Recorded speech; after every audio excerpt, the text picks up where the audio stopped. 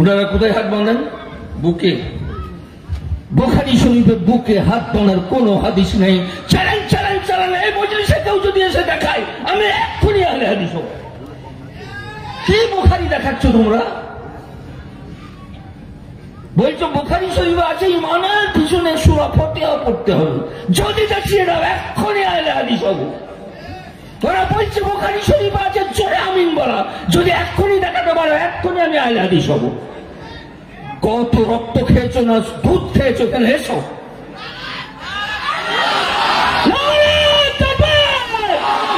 ইমাম আবু হানিফা রাহমাতুল্লাহ আলাইহি জিন্দাবাদ, ইমাম আবু হানিফা রাহমাতুল্লাহ আলাইহি জিন্দাবাদ, আজমাতে সাহাবা জিন্দাবাদ। বলছে ইমামে আবু হানিফা হাদিস জানতেন। আর এই কথা আপনাদের কানে পৌঁছাচ্ছে না পৌঁছায়নি? বলছে ইমামে আবু হানিফা রাহমাতুল্লাহ আলাইহি কিতাব জানতেন, হাদিস ওনার জানা ছিল না। সারা পৃথিবীর ইতিহাসে, সারা পৃথিবীর ইতিহাসে, সারা পৃথিবীর ইতিহাসে সর্বপ্রথম বাব অধ্যায় অনুসারে হাদিস লিখেছেন ইমামে আবু হানিফা রাহমাতুল্লাহ আলাইহি।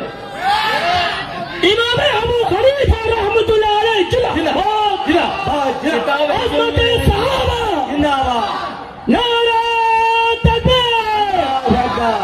কিতাব আনার উদ্দেশ্য হলো আপনাদের চোখের সামনে ইঙ্গিতে পণ্ডিত বুঝে, মূর্খ বুঝে কিলে, তার থেকে অধিক বুঝে চোখে আঙুল দিলে। এটা একটা খণ্ড, এরকম 21 খণ্ড। এটা ইমামে আবু হানিফা রাহমাতুল্লাহ আলাইহির হাদিসগুলোকে একত্রিত করা হয়েছে। সারা পৃথিবীর সর্বপ্রথম মুহাদ্দিস উনি। একটা কিতাব, এটা 25 খণ্ডে, সব ইমামে আবু হানিফা রাহমাতুল্লাহ আলাইহির হাদিস 25 খণ্ডে। সারা পৃথিবীর ইতিহাসে ইনি সর্বপ্রথম হাদিস গ্রন্থ রচনা করা শিখিয়েছেন। হাফেজে হাদিস জালালউদ্দিন সুয়ুতী তার তাবঈজুস সাহিহ কিতাবের 35 পৃষ্ঠা বলছেন যে সর্বপ্রথম ইমাম আবু হানিফা হাদিস গ্রন্থ রচনা করেছেন। সুম্মা তাবিআহু মালিক, তার অনুসরণ করে ইমাম মালিক রহমতুল্লাহ আলাইহি হাদিসের কিতাব লিখেছেন। এটা হচ্ছে ইমাম মালিক রহমতুল্লাহ আলাইহি হাদিসের কিতাব মুওয়াত্তা মালিক। এটা ছোট, এরকম 10 খণ্ডের কিতাব আছে। কি অন্ধকারে ফেলে রেখেছে ওদেরকে, কি অন্ধকারে ফেলে রেখেছে। বুঝে হাদিস জানত না। হাফেজ জালালউদ্দিন সুয়ুতী বলছে ইমাম আবু হানিফা শিখিয়েছে কিভাবে হাদিস লিখতে হবে। তার অবদান ইমাম বুখারীর উপরে, তার অবদান ইমাম মুসলিমের উপরে, তার অবদান ইমাম আবু দাউদের উপরে, তার উপরে ইমাম তিরমিজি রাহমাতুল্লাহ আলাইহির অবদান। বিশ্বের যত মুহাদ্দিস সবাই শিখেছে কিভাবে হাদিস লিখতে হয়। এটা জানার দরকার আছে না? নেই? ফিতনা, ফিতনা, ওটা একটা ফিতনা, ওটা একটা ফিতনা। একটাও বুখারী শরীফের হাদিসের উপরে আমল নেই। পুরো ইমাম বুখারীর বিদ্বেষী ওরা। ইমাম বুখারী বলছে 2 হাতে মুসাফা করো, ওরা ক হাতে মুসাফা করে? আমরা বুখারী মানি, বলছে আমরা বুখারী মানি। ওদের এত খুজলির বিমারি, সালাম ফিরিয়ে উঠে পালিয়ে যাবে।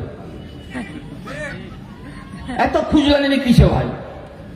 আরে আল্লাহর কাছে ইবাদত করলে একটা হাত তুলে আল্লাহর কাছে দোয়া চাইবে না? হাই রে হতভাগা। আপনাদেরকে বলে দেবে হাদিসে নেই, এই আপনাদেরকে আল্লাহর কাছে দোয়া করা থেকে বঞ্চিত করছে, আপনাদের ঈমান নষ্ট করে দিচ্ছে। ইমাম বুখারী ওই 2য় খণ্ডটা দাও, কিতাবুদ দাওয়াত। কিতাবুদ দাওয়াতে ইমাম বুখারী রাহমাতুল্লাহ আলাইহি বলছেন আদ-দুআ বাদা সালাহ, নামাজের পরে দোয়ার অধ্যায়। দোয়া করতে হবে নামাজের পরে।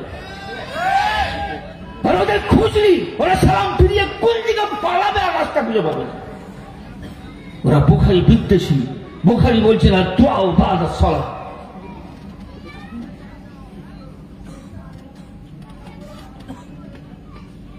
ইমাম তিরমিজি রহমতুল্লাহ আলাইহি তিরমিজি শরীফের মধ্যে হাদিস বলছেন, সাহাবারা জিজ্ঞাসা করছেন ইয়া রাসূলুল্লাহ, সবচেয়ে বেশি বেশি দোয়া কোন সময় কবুল হয়? আল্লাহ রাসূল সাল্লাল্লাহু আলাইহি সাল্লাম বলছেন তাহাজ্জুদের সময় আর প্রত্যেক ফরজ নামাজের পর দোয়া আল্লাহর কাছে কবুল হয়। আপনাদেরকে দোয়া থেকে বঞ্চিত করার জন্য ওরা বলছে এটা বেদাত, বেদাত, বেদাত, বেদাত। ইমাম বুখারী বলছেন দোয়া বাদা সালাত, নামাজের পর দোয়া। দেখাবার উদ্দেশ্য, কেউ যদি মনে করছেন আমি ভুল দেখাচ্ছি এসে দেখে নেন। আর দোয়া ও বাদা সালাত। ইমাম বুখারীকে ভুল আর মিথ্যা প্রমাণ করার জন্য বাংলা বুখারী লিখেছে, এর মধ্যে 2 পৃষ্ঠা কালি দিয়ে কলম করে ইমাম বুখারী যেহেতু বলে গেছে ফরজের পরে দোয়া, ওনারা দোয়াটাকে তুলে দেওয়ার জন্য কোন সাহাবীর হাওয়ালা নয়, কোন হাদিসের হাওয়ালা নয়। ওনারা হাওয়ালা দিচ্ছে অমুক মাওলানাই বলেছে, অমুক মাওলানা, বেশিরভাগ ওদেরই মাওলানা। আপনি বলবেন এতগুলো হাওয়ালা, এত লোক বলছে, সব আহলে হাদিস মাওলানা। নিজেদেরই ছুরি, নিজেদেরই বই যেভাবে হক কেটে দিয়ে চলে গেছে। 2 পৃষ্ঠা লিখছে যে দোয়া করা যাবে না, এটা প্রমাণ করার চেষ্টা করেছে।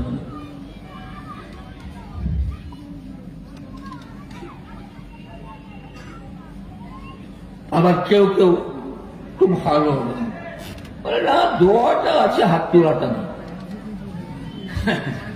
আরে দোয়া থাকবে, হাত তোলা থাকবে। এতগুলো মানুষকে বুঝাবার কি প্রয়োজন আছে আমি জানি না।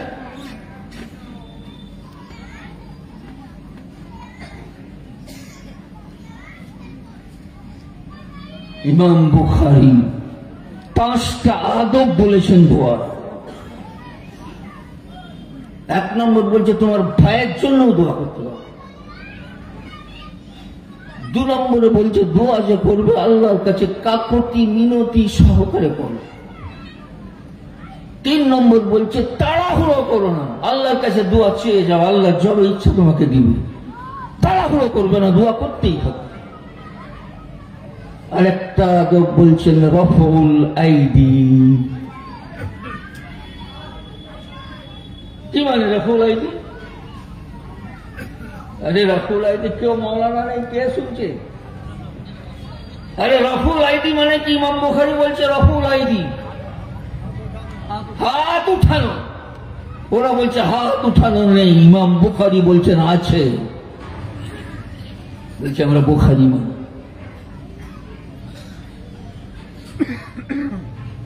মিথ্যাবাদী, মিথ্যাবাদী দল। আরে হাদিস নয়, ওরা মিথ্যাবাদীর দল। ফেরাউনের থেকে বেশি মিথ্যাবাদী, শিয়ারের থেকেও বেশি মিথ্যাবাদী। এখানে একটা ওরা বই লিখেছে নামাজ কিভাবে পড়বেন, নামাজ কিভাবে পড়বেন। এতে লিখছে হাতটা বুকে বাঁধবেন। কোথায় আছে? বুখারী, মুসলিম, তিরমিজি, আবু দাউদ, ইবনে মাজাহ। আরে যত বাড়ি 22টা না কটা হাদিসের কিতাব দিয়েছে। এইটা দেখার পরে একটা সাধারণ মুসলমান কি ভাববে বলুন তো, যে এতগুলো হাদিসে যদি থাকে ও ইমাম বাদ দেবে, হাদিসটাই তো মানবে। কিন্তু এত বড় দাজ্জাল, বুখারী শরীফে হাদিস নেই, মুসলিম শরীফে হাদিস নেই, তিরমিজি শরীফে হাদিস নেই, ইবনে মাজাহ হাদিস নেই, মুওয়াত্তা মালিকে হাদিস নেই। মিথ্যা মিথ্যা মিথ্যা চ্যালেঞ্জ চ্যালেঞ্জ চ্যালেঞ্জ চ্যালেঞ্জ দিয়ে যাচ্ছি। এইটা যদি এই কিতাবগুলোতে প্রমাণ করো, বুখারীতে, মুসলিমে, তিরমিজি, ইবনে মাজাহ, এইখানে হাদিস হবে। এইখানে আবার হাদিসের জন্যই তো আমরা ইমাম মানছি, আবার কিসের জন্য?